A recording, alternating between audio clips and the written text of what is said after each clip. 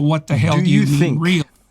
Do you think God is real? That's exactly what Russell Brunson is getting tortured with. So let's see his response. This has been asked, I believe, by Jordan Peterson. And let's just hear it, okay? Let's just hear it. I'm here for it. Questions like, do you think God is real?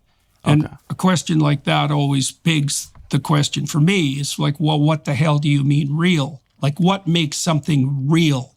And, you could say tangibility, although that's only one dimension of what makes something real. It's like, I think what makes things real in the final analysis is probably death.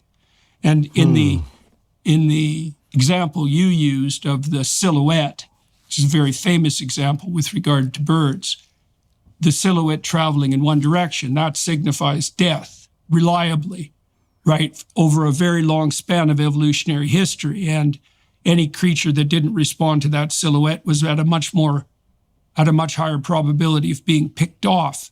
So then one of the things you might note, and this is where the postmodernists got things like dreadfully wrong and where the large language models have drifted into insanity. So imagine that there's a statistical relationship between concepts that's, okay, so then you might say, well, what gives that statistical relationship reality? And the postmodern types would say, well, it's just arbitrary cultural construction. But it's not, because there are patterns of relationships between events that are part and parcel of the world per se, and some of those need to be accurately mapped by the conceptual system, or you die. And so I would say the ideas that ring most true to us, that grip us in this sort of archetypal way, are ideas that bear directly on our survival, whether we recognize it or not. They strike a chord within us. Here's a good example. We'll shift sideways for a minute. I've started to understand. Whether you're feeling stressed or anxious, or simply seeking a moment of peace and flexibility, put Jordan for an One of the themes of the biblical library is the necessity of sacrifice, right?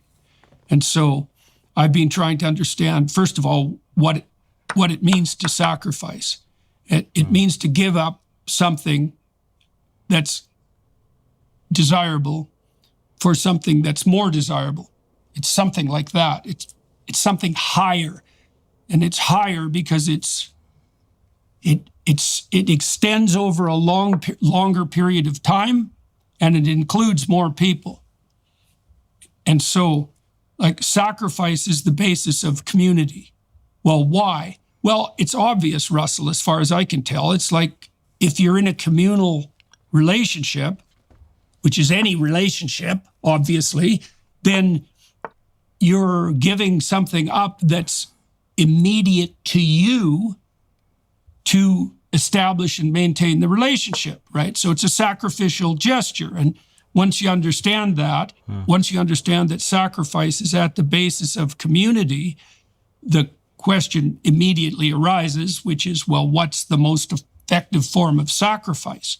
And this biblical story, Old and New Testament together, is actually an examination of sacrifice per se. It's an attempt to spiral down to the core of what constitutes, well, you might say, the sacrifice that's maximally effective, maximally acceptable to God. But it's something like what sacrifice is by necessity at the core of community. I also don't think there's any difference between that and cortical maturation, by the way. I think they're identical concepts, because as you mature from, hedonistic, power-mad 2-year-old, what happens is that you integrate modes of attention and action that facilitate your longer-term survival, but also your inclusion within more and more complex webs of social community. That's all sacrificial. Good God.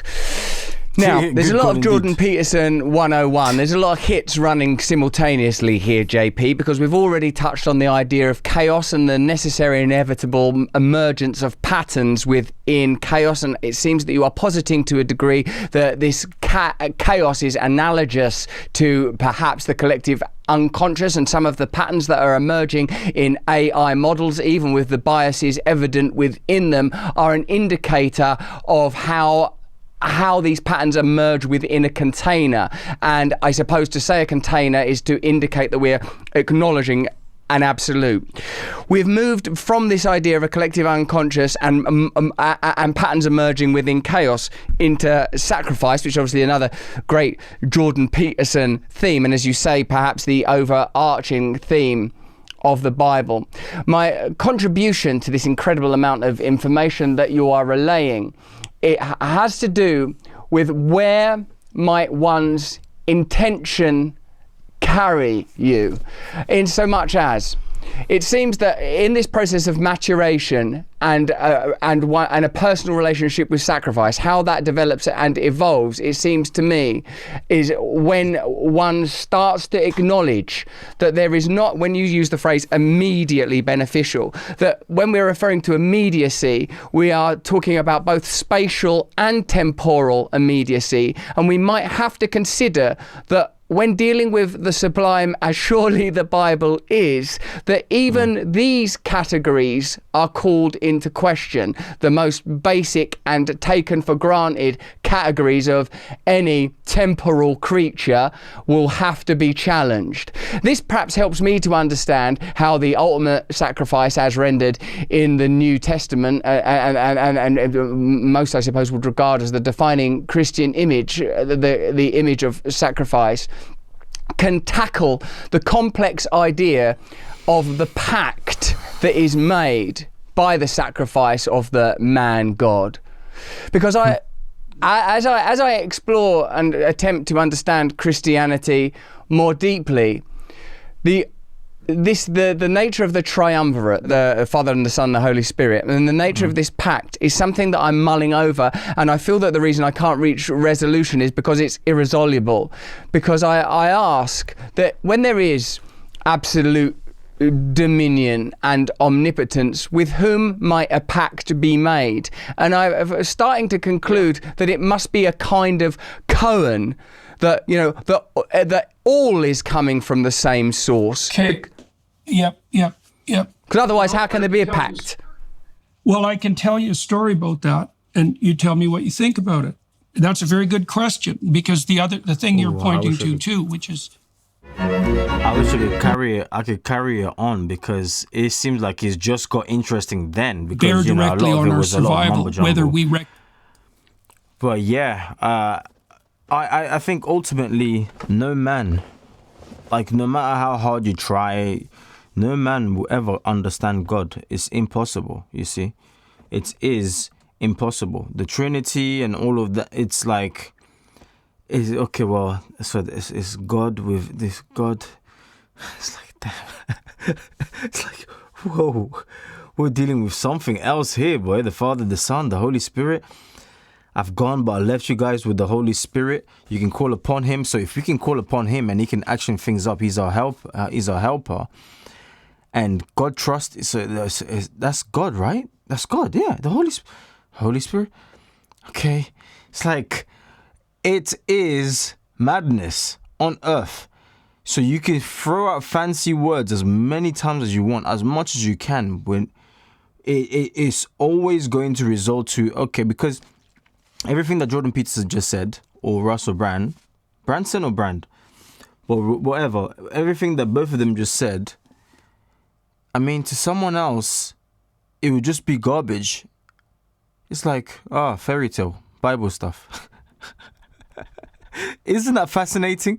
Someone can say, due to your perspective changing, you can listen to someone, you're like, oh, okay, that's deep, that's profound. And then to another ear, due to their perspective, they're like, that's garbage. Oh, Shrek, fairy tale, Disney. Oh. You're like, what? What is going on? Something that you genuinely found like, oh, that was interesting, mind blowing. So it goes to show you that Christ came for his people, yes, but due to being rejected, he came for everybody. He saved everybody. He's like, those who believe in the Son, in his name, those who believe in the Son will have everlasting life. So the grace is there. It's up for grabs. Proverbs is saying wisdom is screaming on the top of the mountains, waiting for who will enter, so that it could just provide them with wisdom. But not everybody, because not everybody will enter, and not everybody will grab it, because, you know, there's that thing called free will. And I was going to say unfortunately, but fortunately, you've got free will. You could choose to do what you want. And I pray that you take this stuff serious. I pray that you approach the gospel of Christ with the attitude of, okay, let me proceed. What if I was wrong? Okay, I don't think I'm wrong, but what if I'm wrong? What is the worst that could happen? Wait, what? Eternity? Punished for eternity? Whoa. I mean, if I find my 9-to-5 job long, the hours take super long to go by. Eternity? I mean, I'm not even eternal right now. Like, eternity, I couldn't even fathom him because I'm finite. So it's like, so that's the worst eternity of suffering. I mean, there's nobody that could put their hand up in the air and say whenever they're in pain, they love it. Like, I love it. Like, whenever I'm in pain, oh my days, I love it. Excruciating pain that you're screaming at the top of your lungs, like, it's ludicrous. And don't let me know the little weirdo in the comment section that's going to be, I love pain. I always love pain. Like, no, stop it. If I put your hand on a fire, like, held it there, you're going to scream. Like, true actual fire, you're going to scream. So don't give me, stop it. So, guys, seek first the kingdom of God. Smash the like button. Comment something useful. The link's in the description. If you decide to bless this ministry, God will tremendously bless you, but you don't have to, of course. And yeah.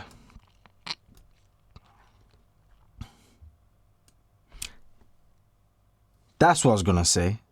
Check out that awesome video you're seeing right there, because if you enjoyed this one, trust me, you're gonna love the next one. I'm just me. I've realized I'm just literally me. I'm just me. Whether you like it or not,